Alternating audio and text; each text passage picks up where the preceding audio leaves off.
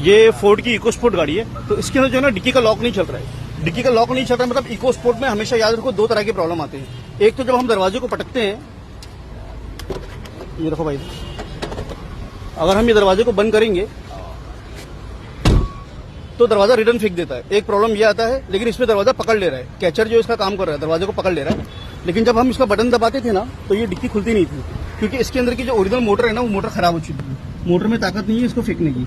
तो इसके अंदर ऑल्ट्रेशन करके हमने ये गन लगा दी। चाहे तो हम अंदर की छोटी वाली मोटर भी बदली कर सकते थे, लेकिन कहीं पे उन्होंने दिखाया था ना, सामने वाले ने उनका मोटर ही कैंसिल कर दिया है, तो मोटर अवेलेबल नहीं है। जो मेन उसका सेट आता है ना, वो गुच्छा लॉक का सेट अवेलेबल नहीं है यहाँ पे। तो इसके अंदर फिर हमने अपना 2 वायर की गन लगा दी। तो देखो 2 वायर की गन कैसे लगाई हमने, 2 वायर की गन फिट कर दी 2 स्क्रू पे, और इसका सॉकेट हमने काट के फेंका नहीं है। कभी अगर इसका कैचर मिलता है या कभी फ्यूचर में ओरिजिनल काम करवाना है तो भी ये सॉकेट लगा के काम कर सकते हैं। लेकिन ये गन लगाने से भी काम हो गया, इसमें भी परेशानी नहीं है। तो बराबर से हमने 2 स्क्रू किए इसमें, देख के प्रॉपर 2 ही स्क्रू किए, ऐसा नहीं कि 6, 7, 8 होल कर दिए उसको बैठाने के लिए। परफेक्टली मेजरमेंट करके हमने 2 स्क्रू लगा दिए और इसको फिट कर दिया। तो अभी हम इसको लॉक करेंगे, चाबी जब हम लॉक करेंगे ये गाड़ी लॉक हो गई। अभी अनलॉक करेंगे, खुल गया बराबर। अभी आप कितनी बार भी दबाओ उसको बिल्कुल परफेक्ट चलेगा। लॉक हो गया, अनलॉक, ठीक है।